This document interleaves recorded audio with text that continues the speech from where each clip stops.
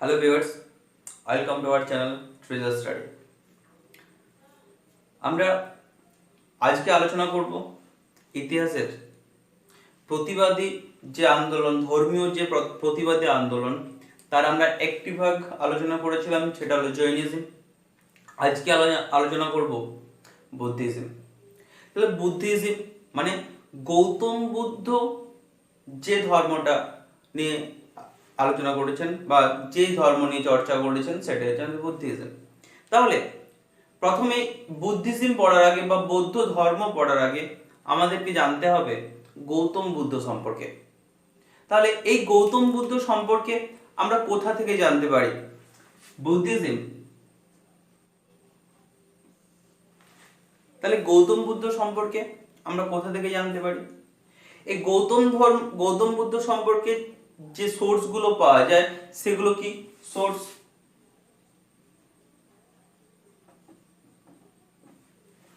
এই বৌদ্ধ ধর্ম বা গৌতম বুদ্ধ সম্পর্কে আমরা জানতে পারি কোথা থেকে? সুত্ত নিপাত, জাতক, মহাবংশ, দিব্যবংশ এবং ললিত বিস্তার। সংস্কৃত যে গ্রন্থ ললিত বিস্তার। কি কি?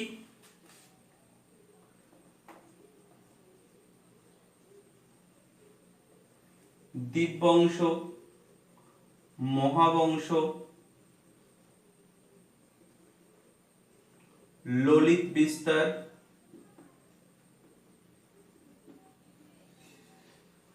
সুত্ত নিপাত, জাতক এবং পরবর্তীকালে বুদ্ধচরিত। কার লেখা? অশ্ব ঘোষের লেখা। কি? বুদ্ধচরিত।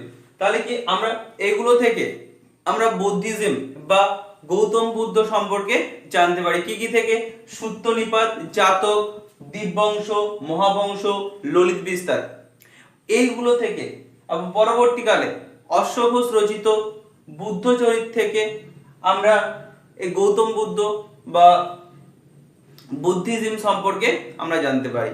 তাহলে এই গৌতম বুদ্ধ বা এই যে বুদ্ধিজমের স্রষ্টা, ইনি কে ছিলেন? তাহলে গৌতম বুদ্ধ কে ছিলেন?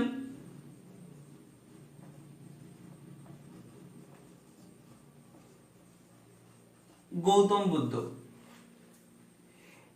বুদ্ধ কোথায়, প্রথমে জানতে হবে গৌতম বুদ্ধ কোথায় জন্মগ্রহণ করেন? বার্থ। গৌতম বুদ্ধ জন্মগ্রহণ করেন কবে? 566 বা অনেক জায়গায় 563 বিসি। মতান্তর দুটো, এটা কিন্তু একটা কনফিউশন অবশ্যই তৈরি হয়। দুটো আমরা সাল মনে রাখবো এখান থেকে, 563 বিসি বা মতান্তরে 566 বিসি। কি? 563 বা 566 খ্রিস্টপূর্বাব্দে গৌতম বুদ্ধ জন্মগ্রহণ করেন কোথায়? নেপালের যে হিমালয়ের পাদদেশ, যে নেপালে যে পোর্শন আছে, যে তরাই পোর্শনটা, যে তরাই অঞ্চল, সেখানে কপিলবস্তু নামে এক রাজ্য ছিল। সেখানে ক্ষত্রিয়, সেই ওই যে কপিলবস্তুতে এক শাক্য জাতি, শাক্য নামে এক ক্ষত্রিয় জাতি সেখানে বসবাস করত। সেখানকার প্রশাসনিক ব্যবস্থা খুব, মানে এই শাক্যদের যে প্রশাসনিক ব্যবস্থা, কি শাক্যদের প্রশাসনিক ব্যবস্থা ছিল খুব প্রচলিত ছিল এবং খুব নাম ডাক ছিল। এবং এই শাক্য বংশের রাজা কে ছিলেন? এই শাক্য বংশের রাজা ছিলেন শুদ্ধোধন। এই শুদ্ধোধনই ছিলেন তার বাবা। তার ফাদার্স নেম কি? শুদ্ধোধন। বাবার নাম কি ছিল? শুদ্ধোধন। তাহলে তার জন্ম প্লেসটা কোথায়? আমরা প্লেস পেয়ে গেলাম কোথায়? কপিলবস্তু বা যেটা লুম্বিনী উদ্যান। কপিলবস্তুর কোথায়? লুম্বিনী উদ্যান। কপিলবস্তুর লুম্বিনী উদ্যানে গৌতম বুদ্ধ জন্মগ্রহণ করলেন। কার বাবার নাম কি ছিল? শুদ্ধোধন এবং মাদার্স নেম, তার মায়ের নাম কি ছিল? গৌতম বুদ্ধের মায়ের নাম কি ছিল? গৌতম বুদ্ধের মায়ের নাম ছিল মহামায়া। এই মহামায়া ছিলেন কি কৌশলা প্রিন্সেস। কি ছিলেন? কৌশলা প্রিন্সেস। তাহলে কৌশলা প্রিন্সেস ছিলেন কে?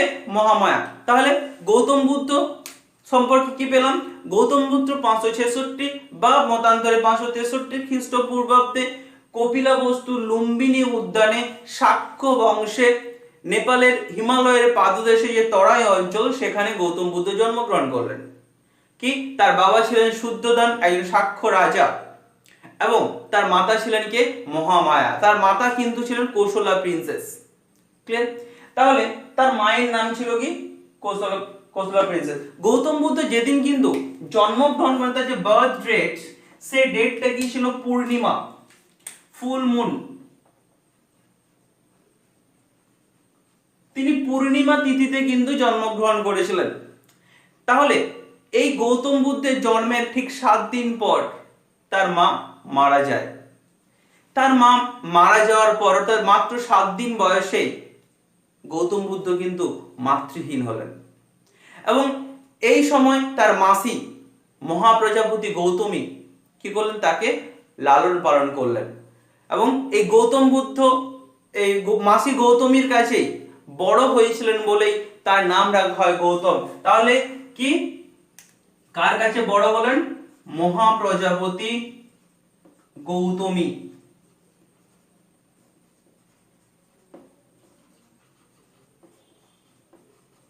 কি করলেন?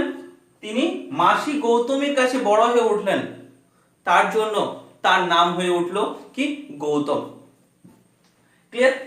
গৌতম বুদ্ধের একটা নেচার হলো তিনি জন্মের পর থেকেই গৌতম বুদ্ধ কিন্তু ছিলেন অন্য নেচার। তার যে প্রকৃতি, তার যে ভাবধারা, তিনি ছিলেন সম্পূর্ণ অন্য ধরনের। তিনি কিন্তু একজন রাজার পুত্র, তার যে রাজপ্রাসাদ বা বিলাস বৈভব, এই জিনিসগুলোতে তার কখনোই আকৃষ্ট ছিল না। তিনি সবসময় দুঃখ, দরিদ্র, ক্লিষ্ট, মানে প্রত্যেকটা পৃথিবীর মানুষের ব্যথা বেদনা, এগুলো কিন্তু খুব তিনি আকৃষ্ট হয়ে পড়তেন। এই জন্য তিনি পিতার কথায় মাত্র 16 বছর বয়সে কি করলেন? মাত্র 16 বছর বয়সে সাক্ষ্য কুমারী, কাকে? গোপা, মতান্তরে যেটাকে বলা হয় যশোধরা, তিনি কি করলেন? তিনি তাকে বিয়ে করলেন। কাকে? তিনি একজন সাক্ষ্য কুমারী যশোধরাকে বিয়ে করলেন। তাহলে তার স্ত্রীর নাম কি পেলাম? Wife name. তার স্ত্রীর নাম কি? গোপা বা যশোধরা। মাত্র 16 বছর বয়সে বিয়ে করলেন। at the age of 16 years, মাত্র 16 বছর বয়সে তিনি কি করলেন? বিয়ে করলেন। কাকে?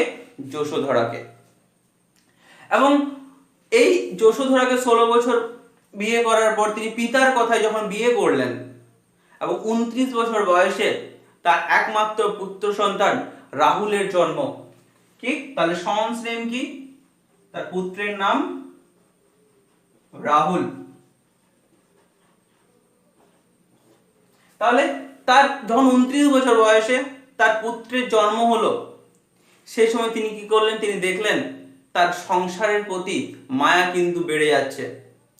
তিনি কি করলেন? একদিন পূর্ণিমা তিথিতে কাউকে না জানিয়ে রাত্রে বেলায় সবার অগোচরে তিনি বাড়ি ত্যাগ করলেন। কি করলেন? বাড়ি ত্যাগ করলেন, তিনি বাড়ি ছেড়ে চলে গেলেন। তাহলে কি হলো? তিনি যখন এই যে বাড়ি ছেড়ে চলে গেলেন 29 বছর বয়সে, এই বাড়ি ছেড়ে যাওয়াটা কি নামে পরিচিত? Great renunciation. কি নামে পরিচিত? তার বাড়ি ছেড়ে যাওয়াটাকে at the age of 29 years তিনি বাড়ি ছেড়ে চলে গেলেন। এই যে 29 বছর বয়সে বাড়ি ছেড়ে গেলেন, এটাকে বলা হচ্ছে গ্রেট রিনাউন্সিয়েশন বা মহাভিনিষ্ক্রমণ। তাহলে এখানে কোশ্চেন হয় যে তার যে বাড়ি ছেড়ে যাওয়াটা, এটা কি নামে পরিচিত? গ্রেট রিনাউন্সিয়েশন বা মহাভিনিষ্ক্রমণ। তিনি যখন 29 বছর বয়সে বাড়ি ছাড়লেন, তারপর প্রায় গৃহত্যাগের পর প্রায় 6 বছর বৈশালী, রাজগৃহ, তিনি বিভিন্ন জায়গাতে গুরুর সন্ধান করতে থাকেন এবং তিনি বিভিন্ন এই সময়টাতে এই যে 6 এ 9 এই বাড়ি ছাড়ার পর থেকে যে 6 বছর টাইমটা, এই টাইমটাতে তিনি বিভিন্ন রকম শাস্ত্র অধ্যয়ন করতে থাকেন এবং যখন দেখছে এত কিছুর পরেও তার মন কিন্তু তৃপ্তি লাভ করছে না, কি করছে না, মন তৃপ্তি লাভ করছে না, তিনি সেই সময় নৈরঞ্জনা নদীর তীরে একটা অশ্বত্থ গাছের নিচে তিনি গভীর ধ্যানে মগ্ন হলেন। কি, কোথায়? নৈরঞ্জনা নদীর তীরে এক অশ্বত্থ গাছের নিচে তিনি ধ্যান করতে শুরু করলেন। তিনি মনে মনে প্রতিজ্ঞা করলেন যে যতক্ষণ না তিনি দিব্য জ্ঞান লাভ করছেন ততক্ষণ কিন্তু এই ধ্যান তিনি ভাঙবেন না। কি করলেন? এবং যদি দিব্য জ্ঞান লাভ না হয় তাহলে কিন্তু এই এই যে অবস্থায় ধ্যান করছেন সেখানে তার দেহটা, শরীরটা শেষ হয়ে যাবে, কিন্তু তিনি ধ্যান ত্যাগ করবেন না। এবং প্রায় 49 দিন পর, অনেকে বলে 1 মাস, মতান্তরে 49 দিন পর তিনি কিন্তু এই যে দিব্য জ্ঞান লাভ করলেন। কতদিন পর? 49 দিন বা 1 মাস, অনেকে বলে 1 মাস, মতান্তরে যেটাকে বলে 49 ডেজ। 1 মাস বা 49 দিন পর তিনি কি করলেন? তিনি দিব্য জ্ঞান লাভ করলেন এবং এই দিব্য জ্ঞান লাভ করার পর তার নাম হয় বুদ্ধ বা তথাগত। এবং তিনি যে স্থানে এই যে বুদ্ধত্ব লাভ করলেন সেই জায়গাটার নাম হয় কি? বুদ্ধগয়া। কি? বুদ্ধগয়া বা বোধগয়া বলা হয় যেটা। এবং যে গাছের নিচে তিনি বুদ্ধত্ব লাভ করলেন সেটাকে বলা হয় বোধিবৃক্ষ। কি বলা হয়? বোধিবৃক্ষ। ক্লিয়ার? এবং কি তাহলে এই যে গৌতম বুদ্ধ কোথায় তিনি এই যে বুদ্ধত্ব লাভ করলেন, জায়গাটা কোথায়? তিনি করলেন কোথায়? নৈরঞ্জনা নদীর তীরে এক অশ্বত্থ গাছের নিচে তিনি কি করলেন? তিনি বুদ্ধত্ব লাভ করলেন। ক্লিয়ার? তাহলে এইটা কোশ্চেন হয়, কোশ্চেন আসে গট এনলাইটেনমেন্ট বা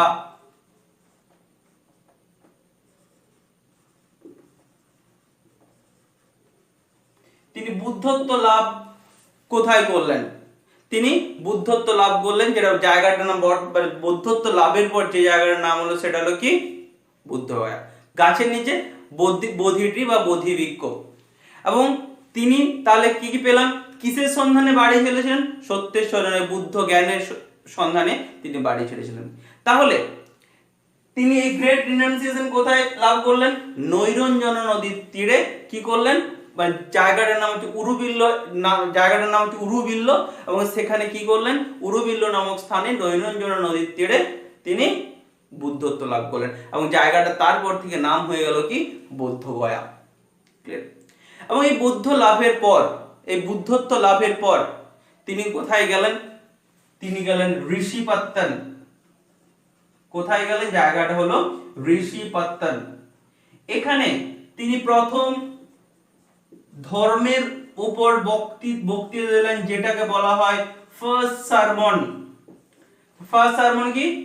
ঋষিপত্তন, এবং সেটার নাম পরিবর্তন হয়ে পরবর্তীকালে হয় সারনাথ। তাহলে তিনি প্রথম এই যে ফার্স্ট সারমন কোথায়?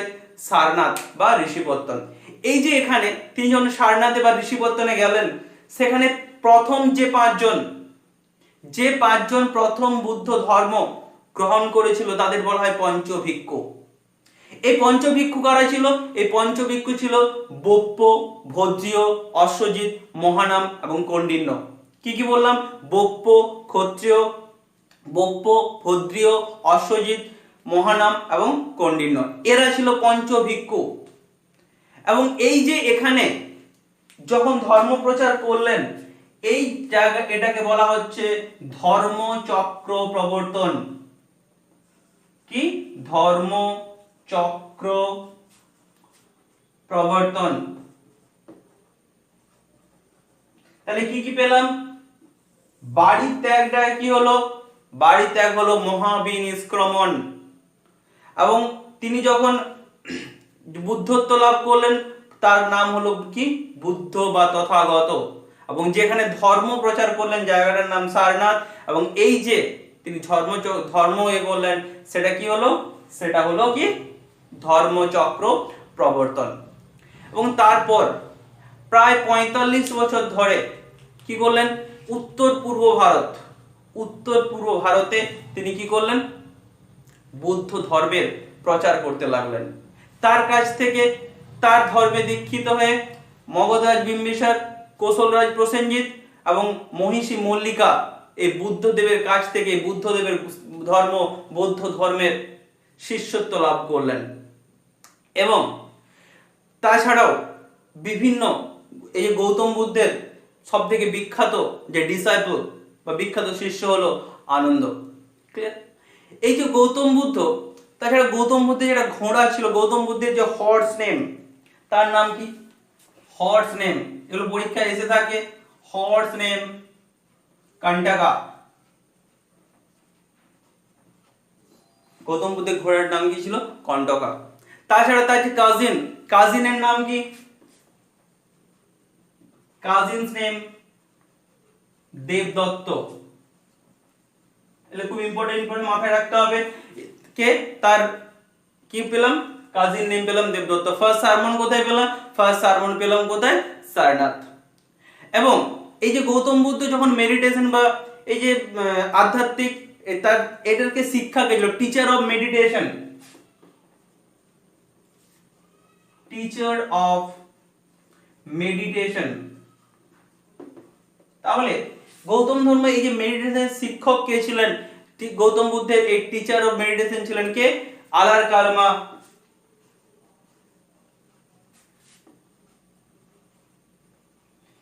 আলার কালমা কোথাকার ছিলেন, আলার কালমা ছিল বৈশালী এবং কি রামপুত্র উদ্যোগা রাজগৃহে, রামপুত্র উদ্যোগা কোথায় ছিলেন, তিনি ছিলেন রাজগৃহের। এদের কাছে তিনি মেডিটেশন শিক্ষা লাভ করেছিলেন। এই গৌতম বুদ্ধকে বলা হয় light off Asia. Gautam Buddha known as light off, কি নামে পরিচিত Gautam Buddha, Gautam Buddha light off Asia এই নামে পরিচিত। এবং এই যে গৌতম বুদ্ধের ফস্টার মাদার বা তিনি কার কাছে মানুষ হয়েছিলেন পেলাম কি, তার মাসি গৌতমীর কাছে তিনি মানুষ হয়েছিলেন। এবং এই যে গৌতম বুদ্ধ মারা যান কবে, 486 খ্রিস্টপূর্বাব্দে। তার ডেথ 486 বিসি, 486 খ্রিস্টপূর্বাব্দে তিনি 80 বছর বয়সে মারা গেলেন। কোথায়, মল্ল যে রাজ্য ছিল, যে আমরা ষোড়শ মহাজনপদে মল্ল রাজধানী পেয়েছি, তার যে রাজধানী কুশীনগর, বর্তমানে হচ্ছে উড়িষ্যা জেলার গোরখপুর, যে উত্তরপ্রদেশের যে গোরখপুর ডিস্ট্রিক্ট আছে, সেখানে জেলার একটা জায়গার নাম হচ্ছে কাশিয়া। সেখানে তিনি কি করলেন, সেখানে তিনি দেহত্যাগ করলেন, সেখানে তিনি মারা গেলেন। এই যে তিনি মারা গেলেন, এটা কি নামে পরিচিত, মহাপরিনির্বাণ। এবং তার যে এই যে মৃত্যু কিভাবে মারা গেছে সেটা যেখানে বর্ণিত আছে, তার নাম হচ্ছে কি মহাপরিনির্বাণ সূত্র। তিনি তাহলে কোথায় মারা গেলেন, কুশীনগরে মারা গেলেন। বর্তমানে কি এটা মল্ল, যে আমাদের ষোড়শ মহাজন ছিল, বর্তমান কি গোরখপুর। যদি পার্টিকুলার জায়গা বলা হয় কি কাশিয়া। তিনি কি করলেন, তিনি মারা গেলেন কাশিয়াতে। ক্লিয়ার? এবং এই যে তার মৃত্যুটাকে কি বলা হচ্ছে, মহা পরিনির্বাণ।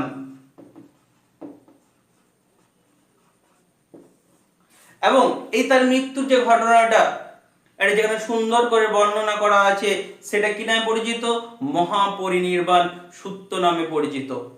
ক্লিয়ার?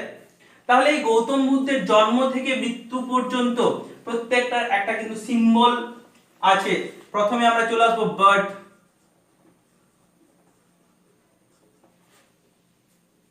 তার জন্মের সময় সিম্বল কি ছিল, লোটাস অ্যান্ড বুল। কি লোটাস অ্যান্ড বুল। জন্ম গেল, জন্মের পর কি তিনি বাড়ি ত্যাগ করলেন, গ্রেট রিনাউন্সিয়েশন।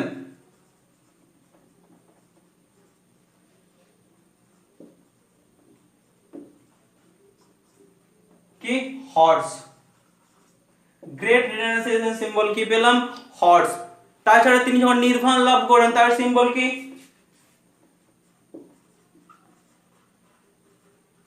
পিপল ট্রি বা বোধি ট্রি, বোধি বৃক্ষ। তার নির্বাণ লাভের সিম্বল কি, বোধি ট্রি।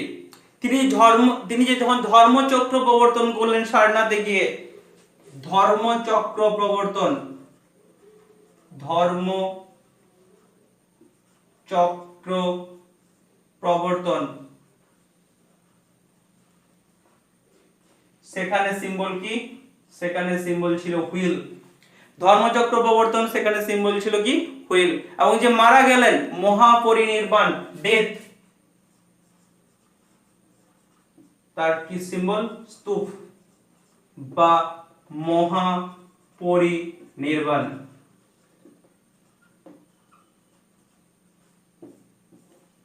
মহাপরিনির্বাণ কি, সেখানে সিম্বল কি ছিল, সেখানে সিম্বল ছিল স্তূপ। তাহলে গৌতম বুদ্ধ মারা গেলেন। গৌতম বুদ্ধ মারা যাওয়ার পর তার ধর্ম কিন্তু সারা পৃথিবী, সারা ভারত তথা প্রত্যেক জায়গাতে ছড়িয়ে পড়ল। তাহলে আমাদের এখান থেকে এই সিম্বল গুলো মনে রাখতে হবে, bird, lotus and bull, great renunciation horse, nirvana bodhi tree, Dharmachakra pravartana wheel, death হচ্ছে স্তূপ বা মহাপরিনির্বাণ, এটা হলো কি স্তূপ। একটা জিনিস এখান থেকে পয়েন্ট মিস করে গেলাম, যেটা হচ্ছে মনে রাখতে হবে, যখন গৌতম বুদ্ধ তিনি বুদ্ধত্ব লাভ করলেন, তিনি কার হাতে, রাইস অ্যান্ড মিল্ক, যেটা বাংলায় আমরা বলি পায়েস, কার কাছ থেকে তিনি এইটা গ্রহণ করেছিলেন, তিনি কার কাছ থেকে গ্রহণ করেছিলেন, সুজাতা। তাহলে গৌতম বুদ্ধকে কে দিয়েছিল, gave rice milk, gave rice and milk to Gautam Buddha, কে, সুজাতা, কে দিয়েছিলেন, সুজাতা। তাহলে কোশ্চেন আসতে পারে, গৌতম বুদ্ধ কার কাছ থেকে প্রথম রাইস এবং মিল বা প্রথম অন্ন গ্রহণ কার কাছ থেকে করেছিলেন বুদ্ধত্ব লাভের পর, সুজাতার কাছ থেকে। তাহলে এই সুজাতা কে ছিলেন, এই সুজাতা ছিলেন একজন বণিকের কন্যা, বিখ্যাত বণিক, তার কন্যা ছিলেন কে, এই সুজাতা। ক্লিয়ার? এবং আম্রপালি ছিল একজন বিখ্যাত ড্যান্সার সেই সময়কার বৈশালীতে, যে এই আম্রপালির আপ্যায়নে, অতিথি আপ্যায়নে বুদ্ধ কিন্তু গৌতম বুদ্ধ খুব কিন্তু আপ্লুত হয়েছিলেন। এবং কি এই আপ্লবী তাকে গৌতম বুদ্ধ কিন্তু এই আম্রপালির আপ্যায়ন, কিন্তু এটা পরীক্ষায় কোশ্চেন এসে থাকে যে কার আপ্যায়নে বুদ্ধদেব কিন্তু আপ্লুত হয়েছিলেন, কার, এই আম্রপালি। ক্লিয়ার? এবং এই যে গৌতম বুদ্ধ যখন মারা যায়, গৌতম বুদ্ধের শেষ শিক্ষা, লাস্ট টিচিং, এগুলো কারা শুনেছিল, গৌতম বুদ্ধের লাস্ট টিচিং হার্ড বাই কারা, সুভদ্রা এবং আনন্দ, সুভদ্রা এবং আনন্দ। এই যে সুভদ্রা ছিলেন এ ওয়ান্ডারিং অ্যাসেটিক, এরা দুজন কিন্তু গৌতম বুদ্ধের শেষ যে বাণীটা, যে শেষ শিক্ষাটা, সেটা কিন্তু গৌতম বুদ্ধের কাছ থেকে শুনেছিলেন। এরপর আমরা আসবো গৌতম বুদ্ধের ধর্ম, যে বৌদ্ধ ধর্ম সম্পর্কে, এই ধর্ম মত সম্পর্কে। এই গৌতম বুদ্ধ প্রচারিত যে ধর্মমত, তিনি ছিলেন, এই গৌতম বুদ্ধ ছিলেন খুব বাস্তববাদী ধর্ম প্রচারক। তিনি সেই সমকালীন বাস্তবতাকে তার ধর্মের মাধ্যমে তিনি উপলব্ধি করতে পেরেছিলেন। আত্মা এবং ঈশ্বর সম্পর্কিত, তিনি যে আত্মা ঈশ্বর এই যে বিতর্কগুলো, সেইগুলো তিনি অংশগ্রহণ করেছিলেন। তিনি বলতেন যে সমুদ্রের জলের যেমন একটি স্বাদ আছে, তা হলো নোনা, তিনি আমার ধর্মের একটি লক্ষ্য মানুষকে দুঃখের হাত থেকে মুক্ত করা। কি বলতেন? সমুদ্রের জলের যেমন একটি স্বাদ আছে তা হলো নোনা, তেমনি আমার ধর্মের মূল লক্ষ্য হলো মানুষকে দুঃখের হাত থেকে মুক্ত করা। এবং এই যে গৌতম বুদ্ধের যে ধর্ম, এই গৌতম বুদ্ধের ধর্ম বা বৌদ্ধ ধর্ম কয়েকটি বিষয়ের উপর ডিপেন্ড করে চলে, কয়েকটি সত্যের উপর প্রতিষ্ঠিত, যেটাকে বলা হচ্ছে এইট ফোল্ড পথ বা আর্য সত্য বা অষ্টাঙ্গিক মার্গ। তাহলে এই অষ্টাঙ্গিক মার্গ কি? তাহলে তার আগে আমাকে জানতে হবে আর্য সত্য, যে চারটি সত্য কি? এই জগৎ হচ্ছে দুঃখময়। তাহলে কি প্রথম আমরা জানবো ফোর আর্য সত্য।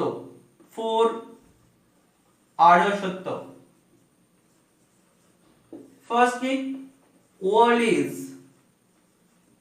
full of sorrow। কি? জগৎ হলো দুঃখময় এবং এই দুঃখের কারণ কি? দুঃখের কারণ হলো কামনা, বাসনা এবং তৃষ্ণা, মানে ইচ্ছা। the cause of sorrow is desire। ইচ্ছাটা কি? এই কামনা, বাসনা, তৃষ্ণা, এই আসক্তি হলো কি? দুঃখের কারণ। এবং এই দুঃখের কারণগুলি যদি ধ্বংস করা যায় তাহলে দুঃখের হাত থেকে নিষ্কৃতি পাওয়া যাবে। মানে কি? if desire is conquered all sorrows can be removed। কি? যদি এই ইচ্ছেগুলোকে, এই আকাঙ্ক্ষাগুলোকে, এই কামনাগুলোকে, এই তৃষ্ণা, এই আসক্তিগুলোকে যদি ধ্বংস করা যায় তাহলে কিন্তু দুঃখ থেকে মুক্তি ঘটবে। এবং এই কারণগুলি, এই যে দুঃখের কারণগুলি কিভাবে ধ্বংস করা যাবে? যদি এই অষ্টাঙ্গিক মার্গকে অনুসরণ করা যায়। ক্লিয়ার? তাহলে আর্য সত্য কি? চারটে গৌতম বুদ্ধের আর্য কোয়েশ্চেন আসতে পারে, হয়তো অপশন হলো কোনটি আর্য সত্যের মধ্যে পড়ে না। তাহলে আমি আর্য সত্য বলেছি the world is full of sorrow, the cause of sorrow is desire, if desire is conquered all sorrows can be removed, the only this way can be done the following অষ্টাঙ্গিক মার্গ বা এইট ফোল্ড অফ পথ। তাহলে কি আমরা চারটে সত্য পেয়ে গেলাম। এরপর আসবো অষ্টাঙ্গিক মার্গ বা এইট ফোল্ড অফ পথ।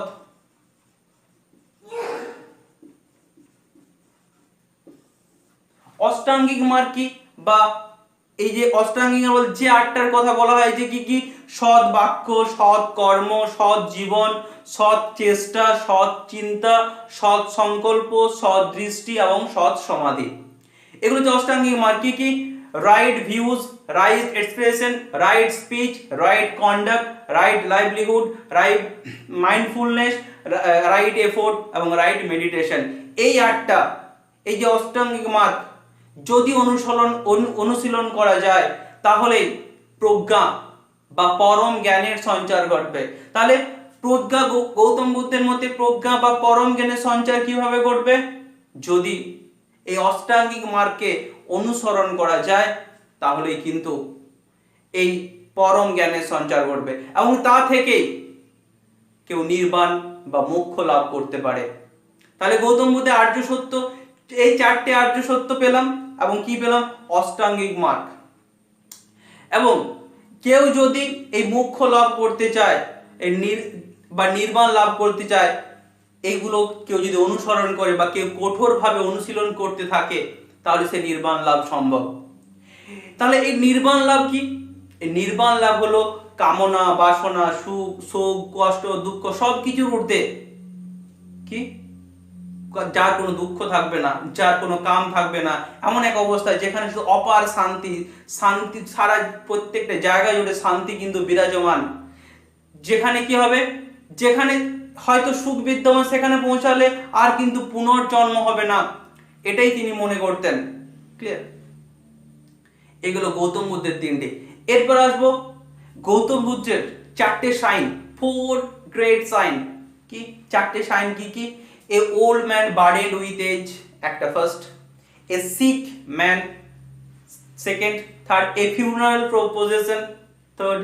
Fourth, an aesthetic with express and peace. এবং লাস্ট যেটা আসবো গৌতম বুদ্ধের ত্রিরত্ন, থ্রি জুয়েলস, ত্রিরত্ন কি কি? বুদ্ধ সংঘ ধর্ম। বুদ্ধং শরণং গচ্ছামি, সংঘং শরণং গচ্ছামি এবং ধর্মং শরণং গচ্ছামি। তাহলে এই ত্রিরত্ন, থ্রি জুয়েলস, এটা কিন্তু পরীক্ষায় কোশ্চেন আসে। এগুলো কি? গৌতম বুদ্ধের কি তিনটে জুয়েলস। এরপর আমরা আসবো এই যে গৌতম বুদ্ধের যে প্রচারিত বৌদ্ধ ধর্ম, এই বৌদ্ধ ধর্মের বৌদ্ধদের ধর্মগ্রন্থের নাম কি? এই বৌদ্ধদের ধর্মগ্রন্থের নাম হলো কি? ত্রিপিটক। কি? ত্রিপিটক।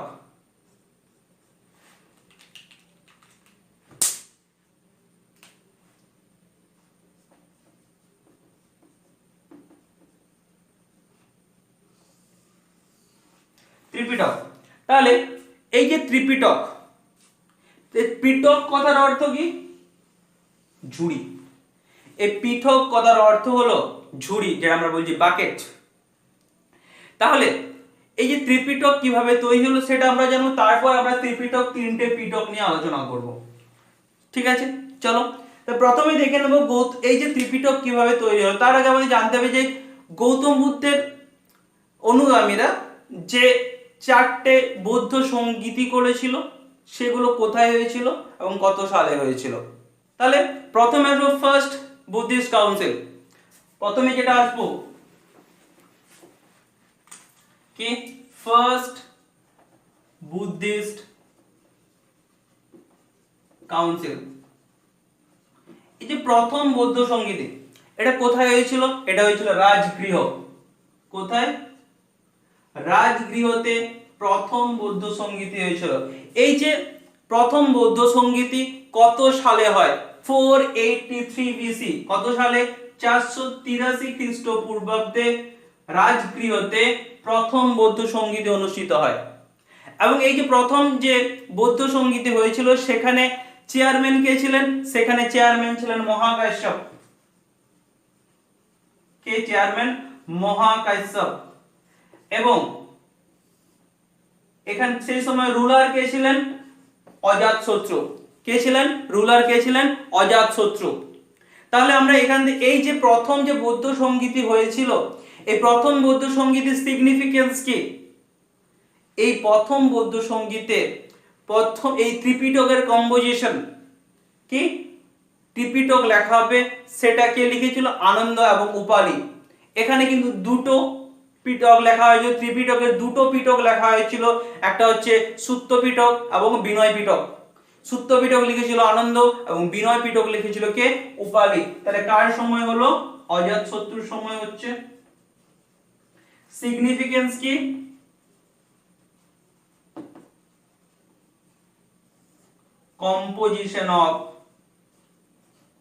composition of Tripitaka. তাহলে এখানে দুটো হচ্ছে কি কি? একটা হচ্ছে সুত্ত পিটক আর একটা হচ্ছে বিনয় পিটক। সুত্ত পিটক কে লিখছে? আনন্দ এবং বিনয় পিটক কে লিখছে? উপালি। তাহলে সুত্ত পিটক এবং বিনয় পিটক কে লিখছে? উপালি। এরপর আসবে দ্বিতীয় বুদ্ধিস্ট কাউন্সিল। দ্বিতীয় বুদ্ধিস্ট কাউন্সিল কোথায় হয়েছিল? বৈশালী। কত সালে হয়েছিল?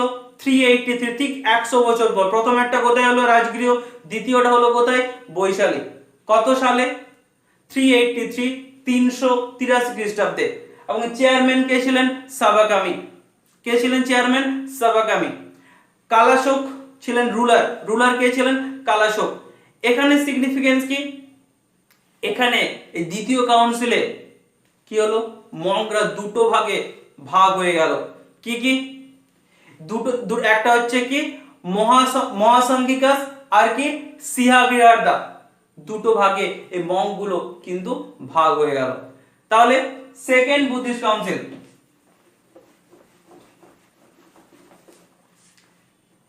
সেকেন্ড বুদ্ধিস্ট কাউন্সিল কোথায় হচ্ছে? হচ্ছে কোথায়? বৈশালী। কত সালে? 383 বিসি। রাজাকে কালাশোক, চেয়ারম্যানকে সাবাকামি। এগুলো ইম্পর্টেন্ট এখান থেকে। নেক্সট আমরা চলে আসবো এবং সিগনিফিকেন্স কি এবং মঙ্করা দুটো ভাগে স্প্লিট হয়ে যাচ্ছে। এবং থার্ড বুদ্ধিস্ট কাউন্সিল, এই থার্ড বুদ্ধিস্ট কাউন্সিল কোথায় হচ্ছে? পাটলিপুত্র। থার্ড কি? পাটলিপুত্র।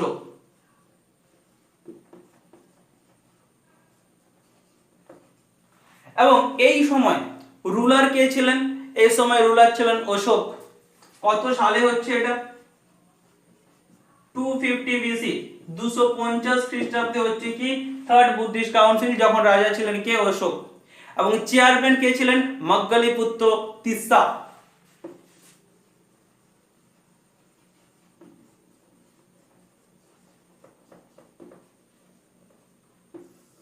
মঙ্গলীপুত্র তিস্সা ছিলেন কি তখন এটার চেয়ারম্যান। এবং এখানে এটার সিগনিফিকেন্স কি? Composition of Abhidharma Pitaka. প্রথম দুটো পিটক, বিনয় পিটক এবং সুপ্ত পিটক হচ্ছে প্রথম বুদ্ধিস্ট কাউন্সিল, এবং থার্ড বুদ্ধিস্ট কাউন্সিল হচ্ছে কি অভিধর্ম পিটক। তাহলে আমরা তিনটে পেলাম, সাল এগুলো মাথায় রাখতে হবে। নেক্সট লাস্ট আসবো ফোর্থ বুদ্ধিস্ট কাউন্সিল। সালটা কত? সালটা নিয়ে অনেক জায়গায় একটু দ্বিমত আছে, অনেকে বলে 72, অনেকে বলে 78, আমরা ধরে নেব 78 এডি। 78 খ্রিস্টাব্দে কি হলো? এই যে প্রথম ফোর্থ কাউন্সিল হচ্ছে, চারটে কাউন্সিল, ফোর্থ কাউন্সিল হচ্ছে কত? 78 এডি। 78 এডিতে হচ্ছে কি ফোর্থ কাউন্সিল। তখন রুলার কে? কনিষ্ক। কে ছিলেন? রুলার ছিলেন কনিষ্ক। জায়গাটা কোথায়? কাশ্মীরের জলন্ধর, প্লেস হচ্ছে কাশ্মীর, কাশ্মীরের জলন্ধর। এবং এই সময় চেয়ারম্যান কে ছিলেন? বসুমিত্র। এবং কি এখানে সিগনিফিকেন্স কি? এখানে হিনজান এবং মহাযান দুটো সেক্টে ভাগ হয়ে যাচ্ছে। এগুলো আমাদের ফোর্থ কাউন্সিল। কোথায় হলো? কাশ্মীরের জলন্ধর। কত সালে? 78 এডি। চেয়ারম্যান কে? বসুমিত্র। রুলার হচ্ছে কে? কনিষ্ক। এবং সিগনিফিকেন্স হিনজান এবং মহাযান দুটো ভাগে বিভক্ত হয়ে গেল। ক্লিয়ার? এরপর আসবো আমরা টাইপ অফ বুদ্ধিজম। তাহলে এই টাইপ অফ বুদ্ধিজম, এই যে কয় ধরনের কি হিনজান মহাযান আমরা পেয়েছি আগে, বা দুটো মার্গ বজ্রযান, এই যে ভাগগুলো এগুলো আমাদের জেনে রাখা দরকার। তাছাড়া তাহলে আমরা পেলাম রিলিজিয়াস টেক্সট কি? ত্রিপিটক। গৌতম বুদ্ধের রিলিজিয়াস টেক্সট হলো ত্রিপিটক। এই ত্রিপিটকটা কি? তিনটে পিটক। কি কি? সুত্ত পিটক, বিনয় পিটক এবং অভিধর্ম পিটক। তাহলে পিটক কথার অর্থ হলো কি? বাকেট, ক্লিয়ার, বা পট বলা যেতে পারে। এবং কি এই যে বুদ্ধ, এই সময় যখন ভারতে বৌদ্ধ ধর্ম চলছে, সেই সময় কিন্তু কনফুসিয়াস ছিল। প্রায় সেম টাইম কনফুসিয়াসের সঙ্গে গৌতম বুদ্ধের টাইম পিরিয়ডটা হচ্ছে কি সেম। তাছাড়াও আছে দীঘা নিকায়া, এটা হচ্ছে কিন্তু বুদ্ধিস্ট টেক্সট, এটা পালি ভাষাতে একটা বুদ্ধিস্ট টেক্সট। তাছাড়া দি ক্র্যাটল অফ বুদ্ধিজম কাকে বলা হয়? উত্তরপ্রদেশ। ক্লিয়ার? এই জিনিসগুলো আমরা আজকে আলোচনা করলাম। এটাই মোটামুটি, এই জিনিসগুলো দেখে যাও বৌদ্ধ ধর্ম থেকে। তো কেমন লাগলো ক্লাসটি অবশ্যই জানিও। ভালো লাগলে অবশ্যই লাইক করো, কমেন্ট করো এবং অবশ্যই শেয়ার করো। আর যদি সাবস্ক্রাইব না করা থাকে আমাদের চ্যানেল, অবশ্যই সাবস্ক্রাইব করে নিও আমাদের চ্যানেল। Thank you. আবার দেখা হবে তোমাদের সাথে পরবর্তী ক্লাসে।